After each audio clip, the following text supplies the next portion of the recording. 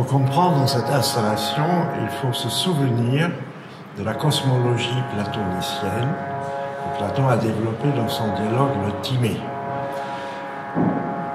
Les corps qui sont ici assemblés correspondent aux 6 corps idéaux qu'on peut inscrire dans une sphère. Il y a le tétraèdre, le hexaèdre, l'octaèdre, le dodécaèdre, l'icosaèdre et le cube. C'est-à-dire, il y a 2 possibilités d'envisager la perfection cosmologique, ou bien ce sont des corps qui s'assemblent à partir de triangles isocèles, et ce sont les 4 éléments qui entourent la Terre, et puis la Terre elle-même, ce sont des triangles rectangulaires, ce qui fait que la Terre forme un cube. La chose intéressante qu'on voit ici, c'est que les éléments qui sont faits du même type de triangle, le triangle isocèle, peuvent se transformer les uns dans les autres. C'est-à-dire, l'eau peut devenir de l'air, l'air peut devenir du feu, le feu même peut devenir de l'éther et puis revenir à l'eau. Seule la Terre ne peut pas être transformée, parce que c'est un cube.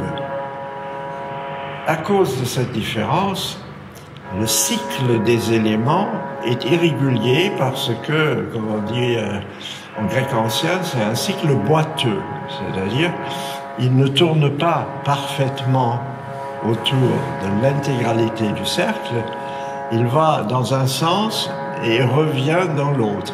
Et pour bien apprécier cette installation, il faut avoir compris que le but cosmologique, c'est d'expliquer que la Terre est inaltérable, elle n'entre pas dans les transformations élémentaires et que seuls l'eau, l'air et le feu se transforment les uns dans les autres.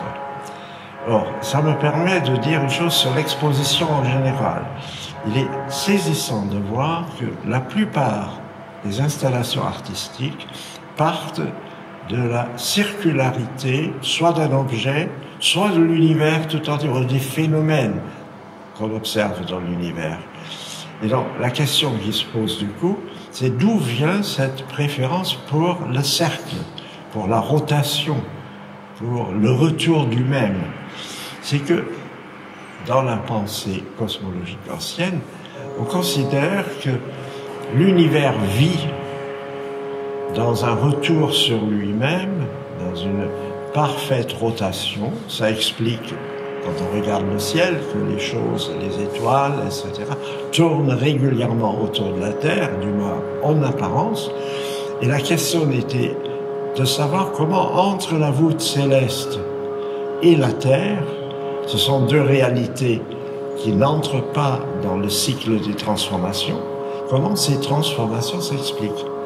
Et l'idée qui est ici magnifiquement matérialisée, c'est que les phénomènes que nous observons peuvent être parfaitement analysés à partir de l'assemblement de triangles qui se sont en même temps défaits et se refont et qui permettent chaque fois, si on est un peu averti, d'identifier l'élément qui est créé.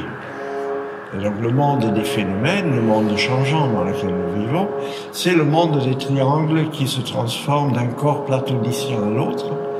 Et la chose stable, à tout jamais, c'est l'acropole d'Athènes d'ailleurs dans la mythologie, c'est la Terre qui résiste à toutes les transformations élémentaires. C'est ça en gros ce qu'il faut savoir pour apprécier, en dehors de la qualité esthétique, ces transformations provoquées par un système extraordinairement compliqué de filins. Il s'agit essentiellement de faire en sorte que les triangles forment régulièrement l'une des 3 possibilités de transformation que sont l'eau, l'air et le feu.